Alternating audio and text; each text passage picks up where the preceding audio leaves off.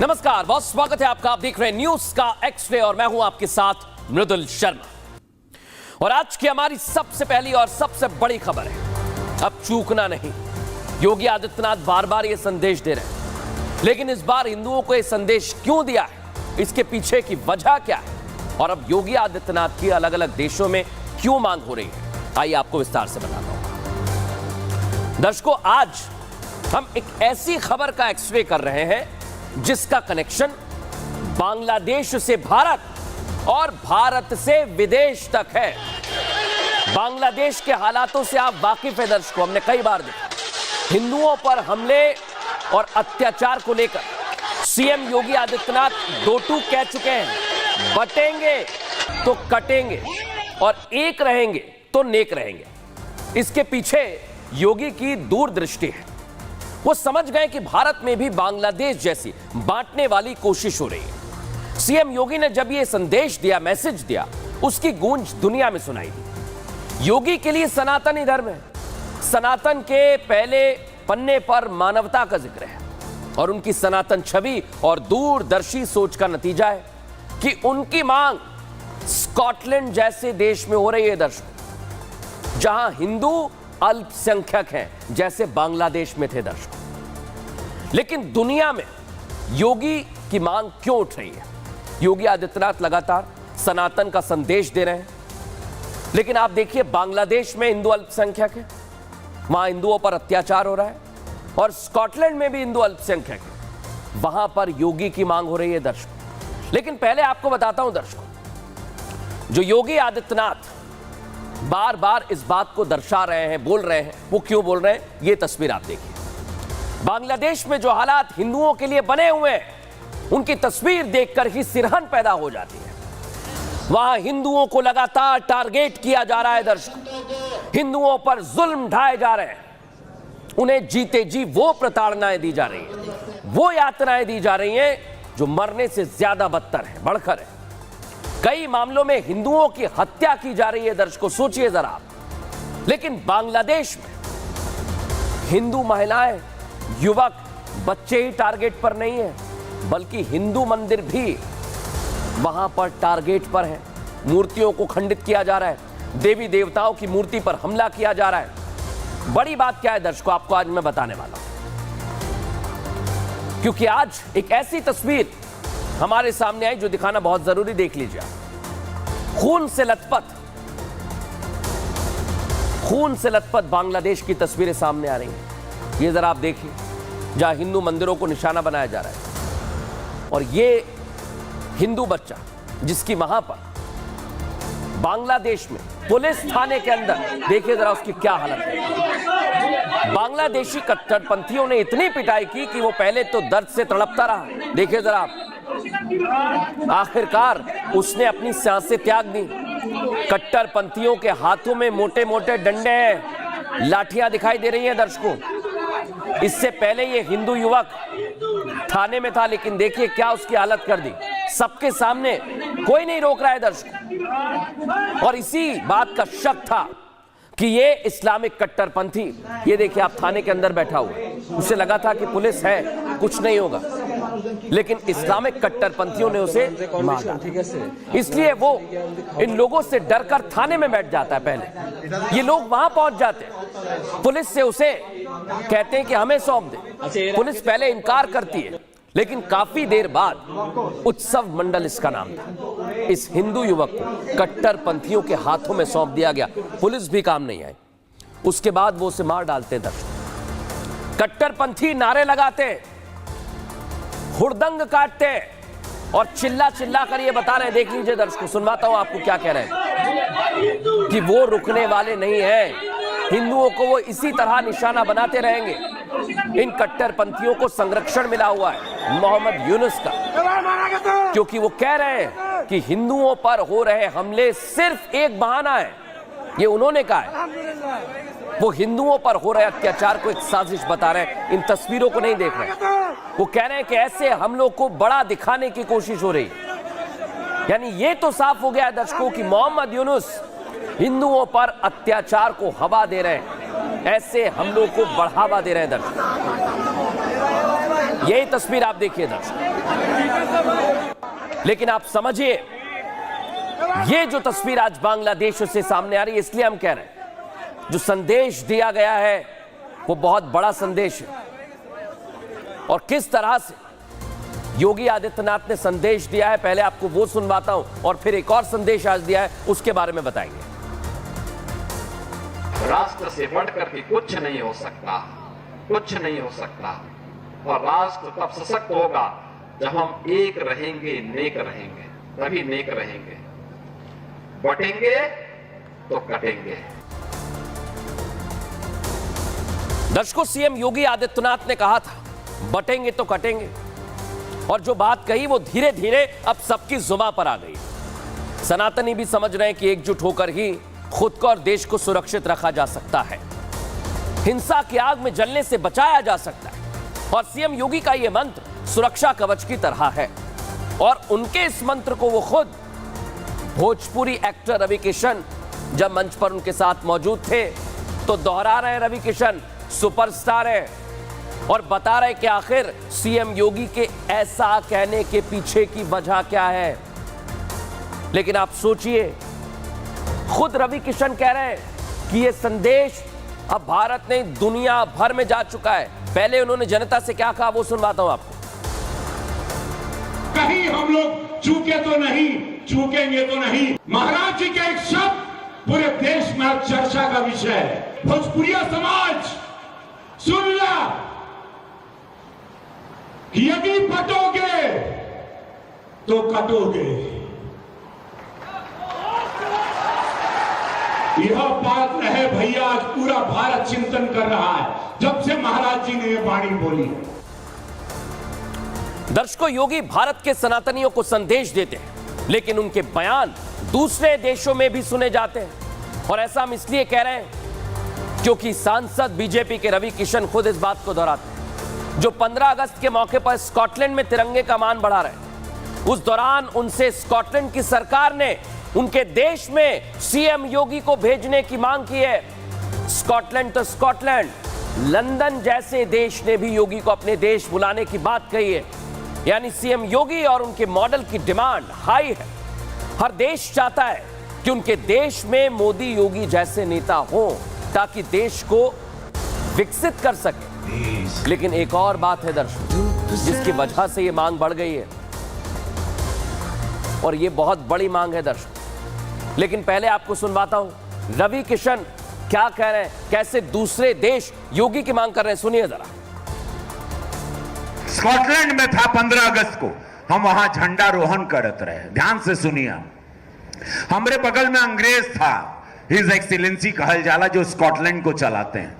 उनके साथ मेरा कॉन्वर्सेशन हो रहा था।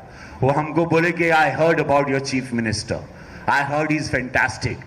हमको क्या, वो आपके चीफ मिनिस्टर शुड, हमको ऐसे लोग मिलने चाहिए। बिकॉज वहां बड़ा दंगा हो रहा है लंदन में, और दंगा क्यों हो रहा है आप लोगों से छिपा नहीं। तो आज पूज्य महाराज जी का डिमांड पूरे विश्व में बा। दर्शकों, वजह क्या है जो स्कॉटलैंड मांग रहा है? यही वजह है जो मैं आपको दिखा रहा हूं। वहां ईसाइयों की संख्या 67% है और हिंदू 0.6% पर है। लेकिन बड़ी बात क्या है, मुसलमानों की संख्या में लगातार इजाफा हो रहा है और इस तरह की डेमोग्राफी भारत में भी दिखाई दे रही है दर्शकों, और इसीलिए चिंता का विषय बनी हुई है। लेकिन इस मसले पर दर्शकों सियासत होती है इस देश में, और इसलिए आज हम कह रहे हैं, रवि किशन तो बता रहे हैं कि कैसे दूसरे देश योगी और उनके मॉडल को अपनाने के लिए उत्सुक हैं। लेकिन सबसे हैरान करने वाली बात यह है कि विदेशी धरा पर जिस योगी मॉडल की बात हो रही है, भारत में रहकर योगी के खिलाफ विपक्ष सियासत कर रहा है, उनके खिलाफ बयान दे रहा है। Akhilesh Yadav law and order पर सवाल खड़ा करते हैं, जो भी मौका आता है उसे लपक लेते हैं। योगी और उनकी पुलिस के एक्शन में आरोपी की जात ढूंढते हैं, जाति वाली सियासत करते हैं। लेकिन अखिलेश यादव की ये कोशिशें योगी आदित्यनाथ के मजबूत इरादों से पस्त होने वाली है। योगी ने कसम खाई है दर्शकों, माफिया हो या कोई बदमाश, उसे राज्य से जड़ से खत्म कर देंगे। कैसे योगी आदित्यनाथ जो हमदर्दी दिखा रहे हैं अपराधियों से, माफियाओं से, क्या कह रहे हैं योगी आदित्यनाथ, सुनिए जरा। वचन कैसे निभाने चाहिए यह भी हमारा रामायण हमें बता देता है। रघुकुल रीत सदा चली आई, प्राण जाई पर वचन न जाई।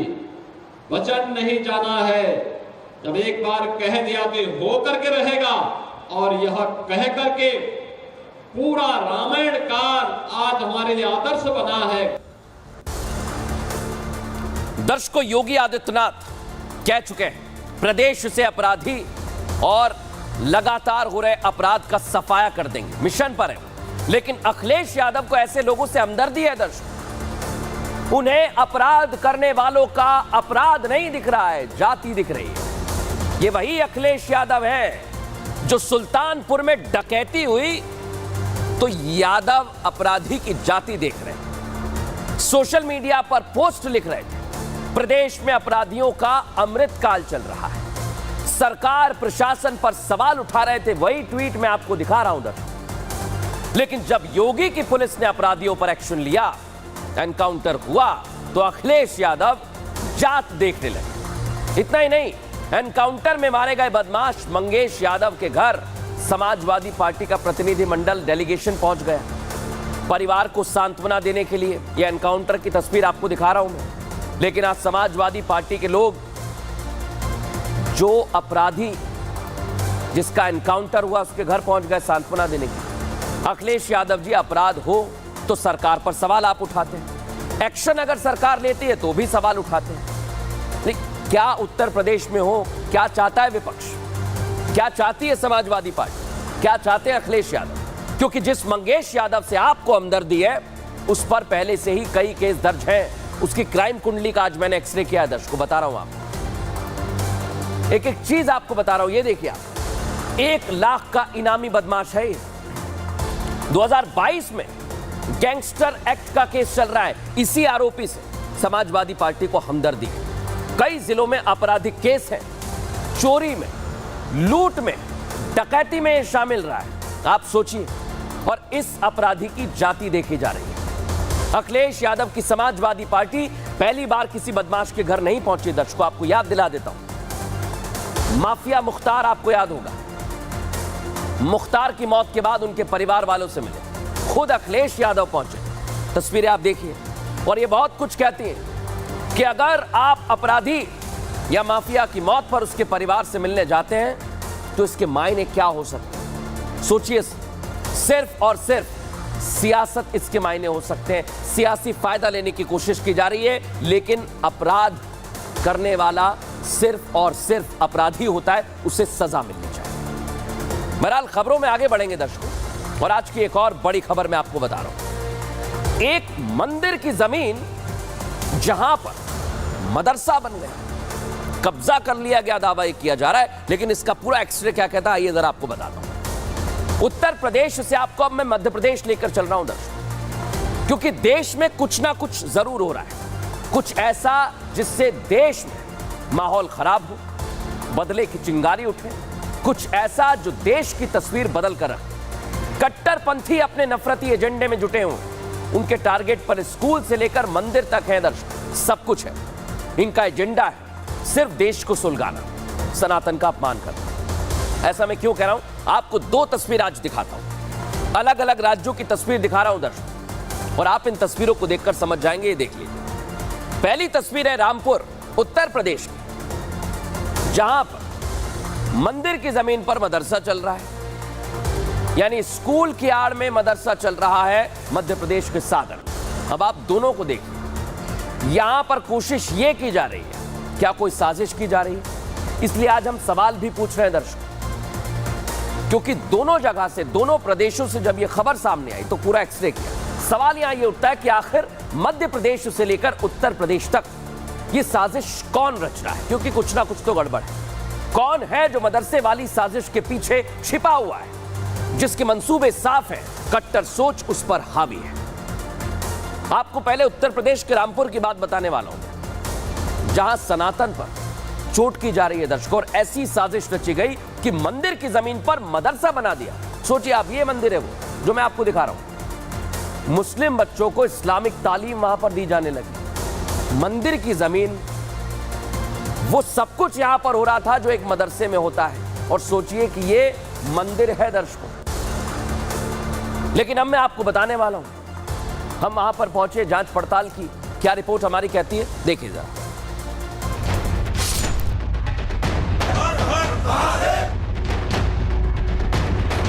पूर्ण विश्वास है माननीय मुख्यमंत्री जी इस बात को संज्ञान में लेंगे, और नहीं हुआ तो राष्ट्रीय शिव शक्ति सेना स्वयं जाकर के उस मदरसे को ढांचा गिराने में, खत्म करने में सक्षम है। ये अल्टीमेटम उन कट्टरपंथियों को जो समाज में नफरत फैलाने की कोशिश कर रहे हैं। मैसेज उस नफरती सोच को जो लोगों में जहर घोलने की कोशिश कर रहे हैं। यूपी का रामपुर, जिनके नाम में ही राम है, वहां एक मंदिर के परिसर में अवैध कब्जा कर मदरसा चलाने का आरोप लग रहा है। यहाँ आसपास में मदरसा था पहले कभी? नहीं मुझे मदरसा नहीं था। ना। तो अब दोबारा मदरसा बनाया गया है? जी, कब्जा किया गया है, इसको कब्जा मुक्त कराया जाए, मंदिर की जमीन मंदिर को दी जाए। आज नक्शा भी दिया गया है और खतौनी भी दी गई है। अगर उसके हिसाब से देखा जाए तो ये मंदिर की जगह है। तो हमारी प्रशासन से यही रिक्वेस्ट है कि अगर ये जगह मंदिर की तो इसको खाली करवाया जाए। मंदिर में जबरन कब्जा कर मदरसा बनाने के बाद हिंदूवादी संगठनों में आक्रोश है। सैकड़ों की संख्या में हिंदू समुदाय के लोगों ने नारेबाजी करते हुए रैली निकाली। कलेक्टर ऑफिस पहुंचकर कलेक्टर को ज्ञापन सौंपा। साफ साफ कर दिया कि कार्रवाई हो, नहीं तो वो खुद इसका हिसाब करेंगे। पूर्ण विश्वास है माननीय मुख्यमंत्री जी इस बात को संज्ञान में लेंगे, और नहीं हुआ तो राष्ट्रीय शिव शक्ति सेना स्वयं जाकर के उस मदरसे को ढांचा गिराने में, खत्म करने में सक्षम है। हिंदू संगठन के आरोप को मदरसा चलाने वाले मौलवी ने कोरा झूठ बताया है। मौलवी का कहना है कि मदरसा सालों पुराना है और मुस्लिम गांव के बीच में मंदिर है। ये मदरसा 1981 में दादा का इंतकाल हुआ तो दादा की कब्र यहीं है। ये मदरसा 60 साल पुराना मदरसा है और ये मंदिर की जगह नहीं है। मदरसा बना कर के चालू कर दिया गया है, जो कि एक गलत तरीके से बनाया गया है। ये एक अवैध कब्जा है, मंदिर की अराजी है, जिसपे जबरन एक तरीके से कब्जा करके उसमें मदरसा चालू किया गया। रामपुर के प्राचीन शिव मंदिर में मदरसा बनाने का आरोप लग रहा है, जिसे लेकर हिंदुओं में आक्रोश है। गुस्सा सड़कों पर भी दिखाई दे रहा है और अब बात तोड़फोड़ तक आ गई। सुन लिया दर्शकों आपने, लेकिन तस्वीर इतनी भर नहीं है, क्योंकि यहां पर और भी दावे किए जा रहे हैं। दोनों पक्ष अपने अपने दावे को लेकर अभी भी वहां खड़े हो। आखिर क्या एक एक पक्ष के दावे आपको बताने वाला हूं। ये देखिए, हिंदू पक्ष क्या कह रहा है, मंदिर की जमीन पर अवैध कब्जा किया गया है, ये हिंदू पक्ष का दावा है। और मुस्लिम पक्ष क्या कह रहा है, आप देख लीजिए कि मंदिर की जमीन पर कब्जा नहीं किया गया। मुस्लिम पक्ष क्या कह रहा है, मदरसा केवल 6 से 7 साल से नहीं चल रहा है, 60 साल पुराना है। मदरसा 1981 से मौजूद है, यह दावा कर रहा है। लेकिन हिंदू पक्ष क्या कह रहा है, चंद महीने पहले ही मदरसा शुरू किया गया है और यह साफ तस्वीर बता दी है। मुस्लिम पक्ष का कहना है कि गांव में ज्यादातर आबादी मुसलमानों की है, मुसलमानों की आबादी के बीच में यह मंदिर है, मदरसे के बराबर शिव मंदिर बना है। अब हिंदू पक्ष क्या कह रहा है, पहले आसपास में कोई मदरसा नहीं था, लेकिन अब एकदम से मदरसा आ गया है। मुस्लिम पक्ष का एक और दावा है, पंडित और मौलवी भाईचारे से रहते हैं, मंदिर की देखभाल सभी मुसलमान करते हैं।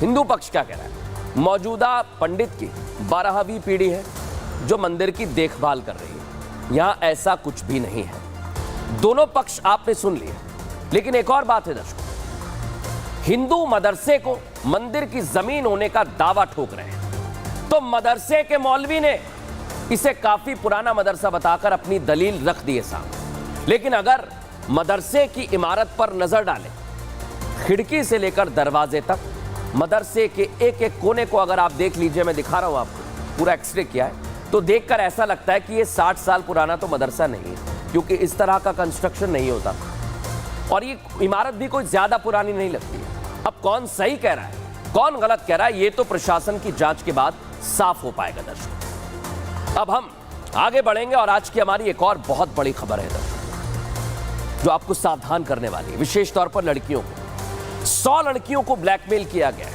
सोचिए जरा। लेकिन ब्लैकमेल करने वाला शख्स इसे पूरी प्लानिंग के साथ अंजाम दे रहा था। कैसे, आइए जरा इसका पूरा एक्सरे हमने किया है। 100 लड़कियों की ब्लैकमेलिंग हो गई दर्शकों। राजस्थान का अजमेर कांड आपको याद होगा, जो 1992 में हुआ था। किस तरह लड़कियों की अस्मत के साथ खिलवाड़ किया गया था, उसी अजमेर कांड पर फिल्म तक बनी और अभी कुछ दिन पहले अजमेर कांड के आरोपियों को आजीवन कारावास की सजा सुनाई गई। यही वो तस्वीर मैं आपको दिखा रहा हूं। अब वैसा ही मामला मध्य प्रदेश के जबलपुर से सामने आया है दर्शकों, सोच लीजिए आप, ठीक वैसा ही मामला जहां दो तस्वीर मैं आज आपको दिखा रहा हूं, एक अजमेर कांड, दूसरा जबलपुर कांड। और इन दोनों को आप देखिए, अजमेर कांड जो आज तक कोई नहीं भूला है, वैसा ही एक कांड हो रहा था जहां जबलपुर के सरकारी गर्ल्स कॉलेज में छात्राओं को ब्लैकमेल किया जा रहा था। ब्लैकमेल किया जा रहा था दर्शक। जबलपुर जो शहर है उस संस्कार धानी कहा जाता है और उसी जबलपुर में अधर्म वाली वारदात सामने आई जहां एक सरकारी गर्ल्स कॉलेज में एक दो नहीं बल्कि 70 से ज्यादा लड़कियों को अश्लील वीडियो और फोटो वायरल करने की धमकी दी गई। यह संख्या 100 तक हो सकती है। यह मामला सामने जैसे ही आया, इसके बाद पूरे देश में चर्चा होने लगी। क्या एक बार फिर से 1992 का 1992 में हुआ अजमेर कांड होने वाला था? यह पूछा जाने लगा दर्शकों। लेकिन अब मैं आपको बताता हूं कि आखिर ये छात्राएं कैसे ब्लैकमेल की जा रही थी। पूरी तैयारी थी, पूरी प्लानिंग थी दर्शकों। जबलपुर के एक सरकारी कॉलेज की छात्राएं ब्लैकमेल हो रही। छात्राओं के साथ अश्लील वीडियो कांड से हड़कंप मच गया है। आरोपी खुद को पुलिसकर्मी बताकर ब्लैकमेल किया करते थे। आरोपी छात्राओं के व्हाट्सएप ग्रुप में जुड़ जाते थे। सोचिए जरा, व्हाट्सएप ग्रुप से छात्राओं के नंबर निकाल लेते थे। कई छात्राओं को फोन कॉल के जरिए पहले वो ब्लैकमेल करते, अनजान नंबरों से कॉल कर छात्राओं को धमकाते, छात्राओं को अश्लील फोटो और वीडियोस भेजते थे। वीडियो और फोटो से छात्राओं का संबंध बताकर उन्हें ब्लैकमेल करते थे। छात्राओं को फोटो और वीडियो सोशल मीडिया पर वायरल करने की धमकी तक देते थे। एक हफ्ते से छात्राओं को ब्लैकमेल करने का यह सिलसिला चल रहा था। आरोपी फोटोज और वीडियोस डिलीट करने के बदले पैसे मांगते थे। सबसे पहले छात्राओं ने 12,000 रुपए की रकम उनसे मांगी। आरोपी ने 600 और 200 रुपए तक मोलभाव भी कर दिया। आरोपियों को कई छात्राओं ने घबराकर पैसे तक दे दिए। सोचिए दर्शकों, और आज हम पहुंचे उन्हीं छात्राओं के बीच, लेकिन वो छात्राएं क्या कह रही हैं, सुनिए जरा किस तरह से वो परेशान थी।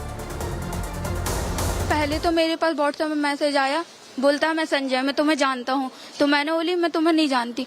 तो बोलता है कि तुम भी ये सेकंड ईयर से हो ना? मैंने बोली हाँ। तो बोलता, फिर कुछ नहीं बोला उसके आगे, फिर वीडियो भेजने लगा। फिर उसके बाद और भी वीडियो भेजने लगा, कम से कम 5-6 वीडियो भेज दिया, गंदी वीडियो। ऐसी 70-80 लड़के होंगे यहीं कॉलेज पे ही, और कॉलेज वाली लड़की उनके साथ ही हो रहा है ऐसा। इस वारदात का खुलासा उस वक्त हुआ है दर्शकों जब छात्राओं ने इस बात की जानकारी प्रिंसिपल्स को दी।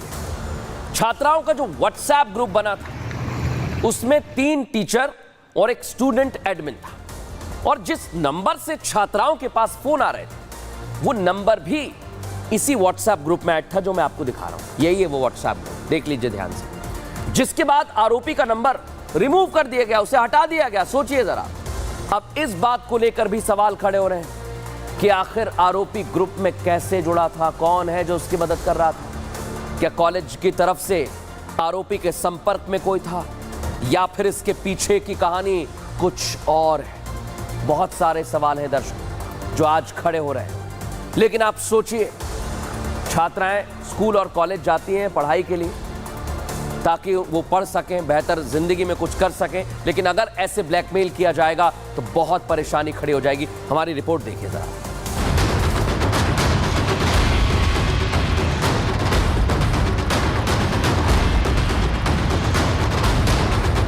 जबलपुर में 70 से ज्यादा छात्राओं की ब्लैकमेलिंग का मामला जैसे ही सामने आया, पूरे प्रदेश ही नहीं देश में इसकी चर्चा होने लगी। साथ ही प्रदर्शन भी होने लगा।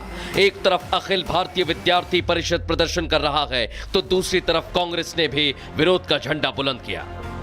जबलपुर के गवर्नमेंट गर्ल्स कॉलेज में जिस तरह से छात्राओं के साथ ब्लैकमेलिंग का मामला सामने आया है, इसके बाद ये मामला तूल पकड़ता जा रहा है।